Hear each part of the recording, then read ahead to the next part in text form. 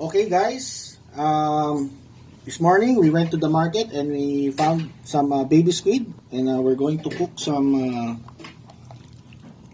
baby squid in olive oil.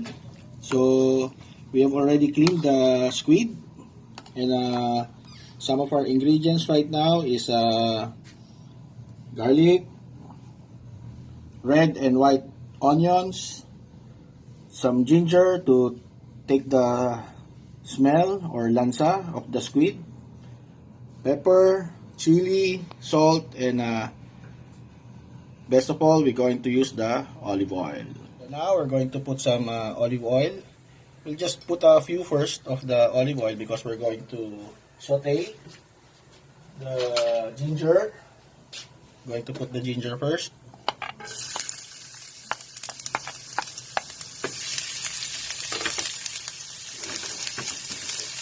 After that, we're going to put lots of garlic. I love garlic, you know. Garlic is life.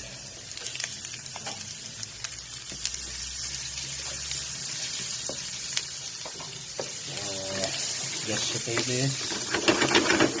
And gradually we're going to add some olive oil later because when we put on the squid, it would burst some water.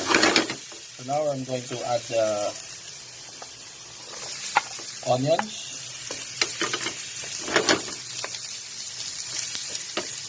Ooh, you're here to smell the aroma.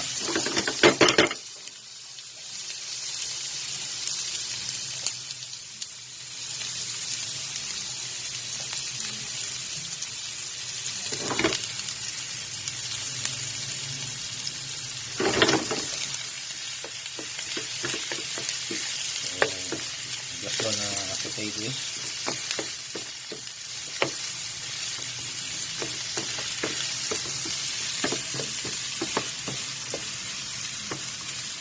I mix the white and the red onions because the red onion has more flavor. So now we're going to add the squid.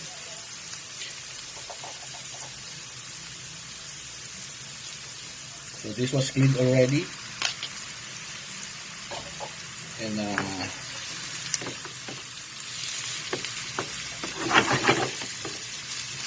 later you will see that the water will be coming out of the squid, so we need to throw that away, and then we will add some more of the olive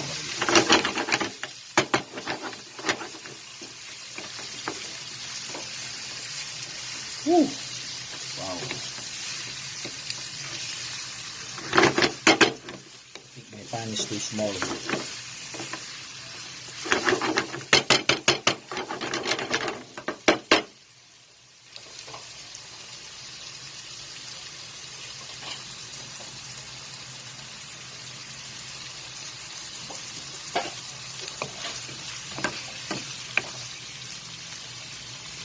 So we're going to simmer this, and we'll be back after a few minutes. So now, na-reduce na natin yung tubig na nilabas ng squid.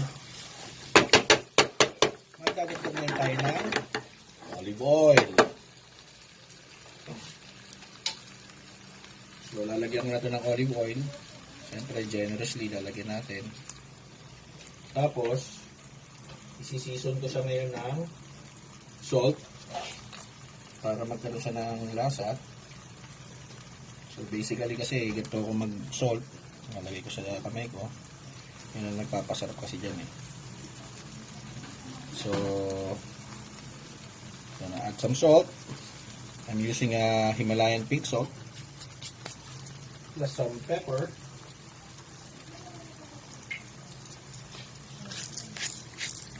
So this is a freshly ground pepper.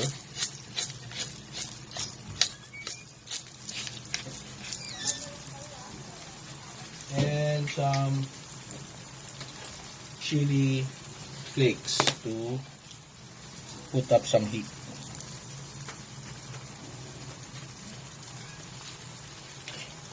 we're gonna stir this.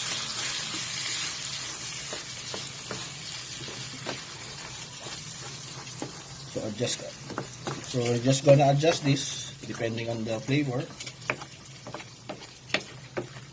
So there you can see that baby squid and then some kuya squid.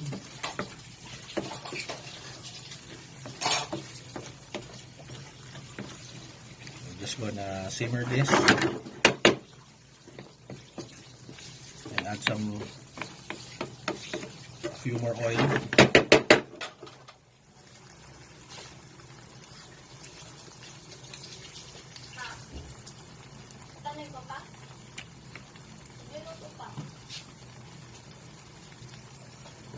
So there you go.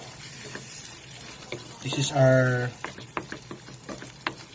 baby squid in olive oil. If you like this video, hit the like button, and for more update, hit the subscribe button. Okay, so there you have it, our baby squid in olive oil. Thank you.